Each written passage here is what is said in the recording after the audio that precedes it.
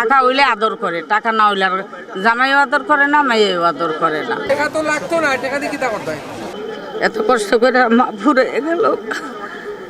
কি অদ্ভুত এই সমাজ! এখানে মায়ের মূল্য নির্ধারণ করা হয় টাকার অঙ্কে। টাকাই যেন এখনকার যুগের সবকিছু।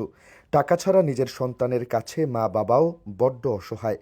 সিলেটের পবিত্র মাজার প্রাঙ্গণ, এই জায়গাটি আজ সাক্ষী হলো এক মায়ের নিঃশব্দে চলে যাওয়ার।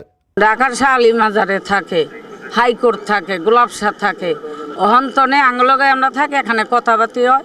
এখানে কালকে আইছে এলা আমার লগে দিনের 10টা বাজে কথা হলো, পোলা মাইয়ের লগে রাগ করে আহিমা কয়দিন থাকলে মায়ের আমার ভালো জানে না, দেখতে পারে না, এই লেগে আমি এখানে ফিরে থাকি।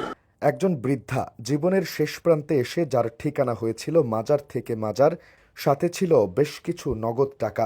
মানুষের দয়া আর সহানুভূতি ছিল তার একমাত্র ভরসা।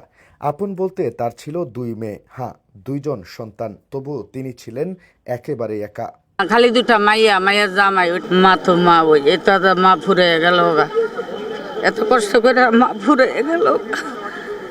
কিন্তু গল্পটা এখানেই শেষ নয়, বরং এখানেই শুরু এক নির্মম সত্যের। যখন তার হাতে টাকা থাকতো, সেই মেয়েরাই তাকে বুকে টানতো, ভালোবাসার অভিনয় করত। আর যখন সেই টাকাগুলো শেষ হয়ে যেত, তখনই মা হয়ে যেতেন বোঝা, হয়ে যেতেন অচেনা। টাকা হইলে আদর করে, টাকা না হইলে আর জামাইও আদর করে না, মেয়েও আদর করে না। টাকাই সব কিছু বাবা। হন টাকা, অনেক টাকা আছে, এই টাকা কইছে বিকাশে পাঠাই দিব, মাইয়ে 2 মেয়ের রহমান বাক করে পাঠাইয়া দিব। শেষ কদিন ধরে জ্বরে ভুগছিলেন তিনি, শরীর ছিল দুর্বল, কিন্তু মন পড়েছিল সন্তানের কাছেই। মৃত্যুর দিন সকালেও তিনি তার পরিচিত একজনকে বলেছিলেন, এই টাকাগুলো আমার মেয়েদের বিকাশে পাঠিয়ে দিও। ভাবুন একবার, যে সন্তানেরা তাকে ফেলে রেখেছিল একা, মৃত্যুর মুখেও সেই সন্তানদের কথাই ভেবেছেন তিনি। আজকে বলছে তার 2 মেয়েকে টাকা দেওয়ার জন্য, মারা গেছে 3:30 দিকে হবে। আমার এদিকে এসে বিকাশের দোকান খোলানি, আমি বলছি না। এটাই মা কখনো বদলায় না, বদলে যায় শুধু সন্তান।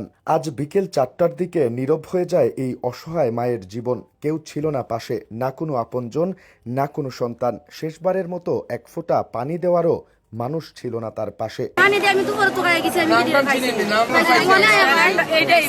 পরে পুলিশ এসে তার মরদেহ উদ্ধার করে ওসমানী মেডিকেল কলেজ হাসপাতালে পাঠায়। তার সাথে থাকা টাকাগুলো জিম্মায় নেওয়া হয়, যেন পৌঁছে দেওয়া যায় সেই সন্তানদের কাছে যারা মাকে নয়, চিনত শুধু টাকাকে। ওনাদের জিজ্ঞাসা করে যেটা বুঝলাম, সেটা উনি মাজারেই থাকেন। ওনার ওই যে একজন বলতেছে ওনার মেয়ে 2 জন আছে, কিন্তু নাই, ছেলে নাই, কিন্তু নামও বলতে পারে না, এলাকাও বলতে পারে না। আমরা চেষ্টা করতেছি পরিচয় শনাক্ত করতে পারবো ইনশাল্লাহ। টাকা পাওয়া গেছে, আমরা ওই টাকাটা এখানে গণাও হয়েছে, 5183 টাকা। টাকা ছিল ওনার সাথে বেশ, আবার উপস্থিত কিছু লোকজনও কিছু টাকা পয়সা দিয়ে দিছে, সব মিলিয়ে 5183 টাকা আছে। টাকাটা উনি আছে, ওনার আত্মীয় স্বজনরা পাইলে করা হবে।